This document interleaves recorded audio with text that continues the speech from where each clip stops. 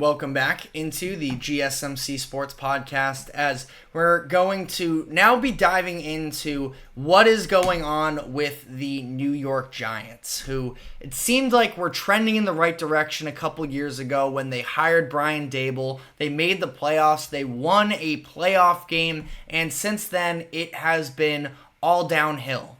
And it was so bad that after week one performance, Brian Daboll was having to answer questions to the media about whether or not Daniel Jones will continue to be their starting quarterback, which is when you're having to answer those questions after just one game, you know things are not going particularly well for you. And it was based off of the fact as well that Daniel Jones really struggled in the season opener, 22 of 42, 186 yards, and 2 interceptions. Not to mention the fact that this other sort of weapon that he has going for himself is his legs. Didn't get much going for himself in the run game either. So definitely a concerning performance from Daniel Jones. And we'll just sort of rip the Band-Aid off here. This feels like a situation to me that it's sort of already written in the stars that this will be Daniel Jones' last season as the starting quarterback of the New York Giants, because of the fact that they do have an out in his contract this offseason, and if they don't pick it up then, the remainder of his deal that he signed a couple years ago will be fully guaranteed. And I can double check here the exact numbers of how much they would owe him moving forward, but I can tell you confidently it's not one that the Giants are going to hope to pick up, because it was a 4-year, $160 million deal when he first signed the extension. And if they were to not get rid of him this upcoming season, he would have a $41.6 million cap hit for the Giants in 2025, and he would have a $58.6 million cap hit in 2026. And even the most optimistic Daniel Jones fans would pretty clearly understand that Daniel Jones is not worth $58.6 million.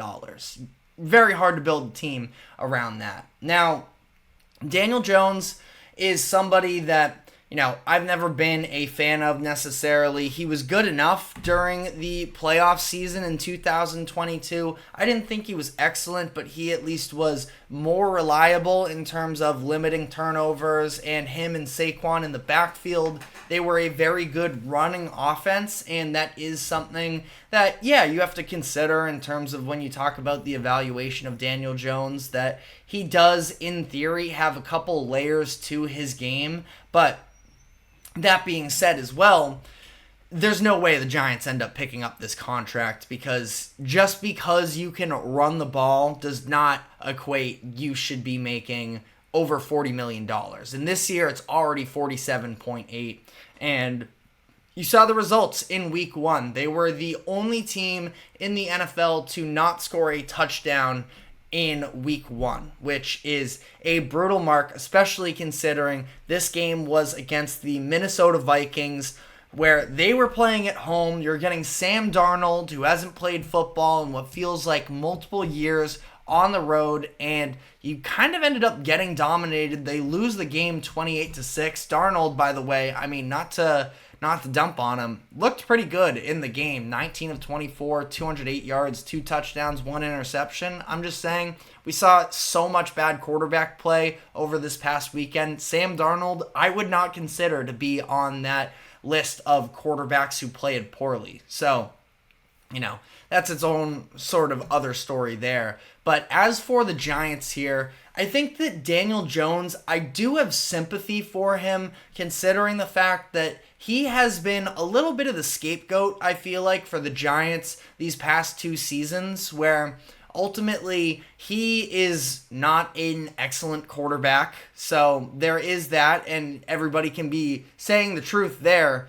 I also don't think he is the reason why they aren't a good team, because overall, I think the Giants are one of the messiest situations in the NFL entirely. And I actually this morning texted one of my friends that is a Giants fan.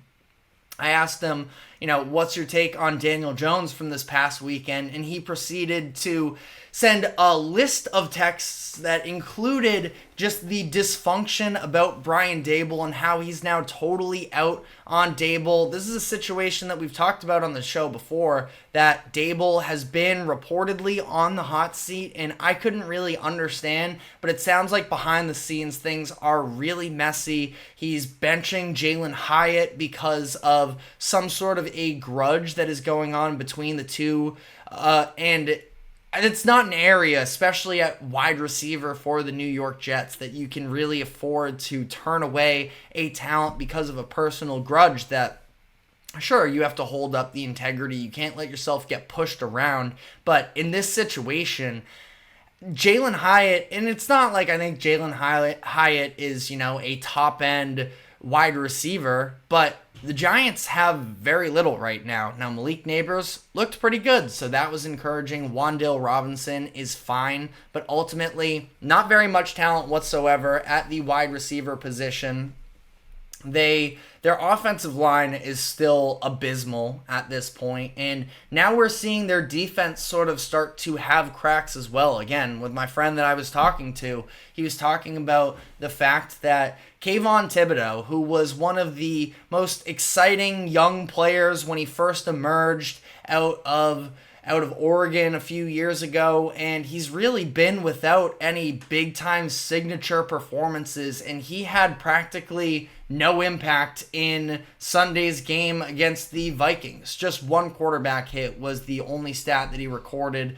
He got absolutely pummeled by Christian Darrisaw at one point as well, and that's a tough matchup without a doubt, but just has not developed into the player that they were hoping for, and that is sort of the idea as well, that since Daboll has taken over, player development has been very limited, where you're talking about Thibodeau, who hasn't really evolved into what they were hoping for, and Jalen Hyatt struggling to even see the field. Evan Thomas was a top 10 pick in the NFL, and he has been terrible since he really was drafted by them, and just all of these different factors as well. Does sound like the situation in New York is getting a little bit toxic, which sort of brings me to the fact that I don't know how many wins are going to be on the schedule for the Giants this upcoming season, and this might have to be a clean house situation where, again, I liked Daboll when they hired him.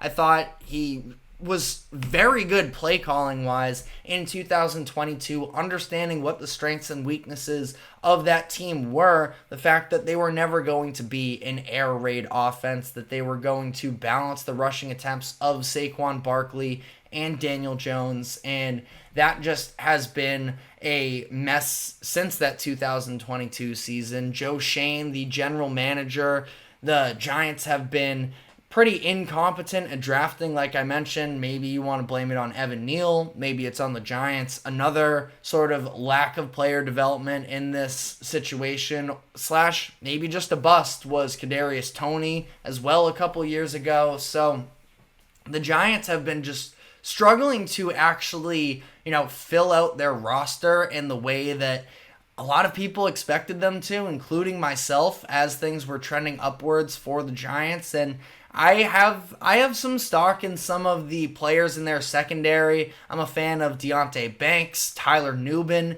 is a pretty nice player as well that they just drafted in the second round. That it's not like they are talentless, but they're pretty directionless right now. And I think that we're going to have to see a real 180 for Brian Daboll and this Giants organization in terms of how they can even function, in terms of, can we get past all of the toxicity and the drama that has been taking place behind the scenes for the Giants. They need to be so much better than they currently are, and expectations were low coming into this year, but getting blown out by the Vikings in week 1, even that is not living up to expectations there. That game at home, ultimately they're going to face off on the road against the Commanders this upcoming week.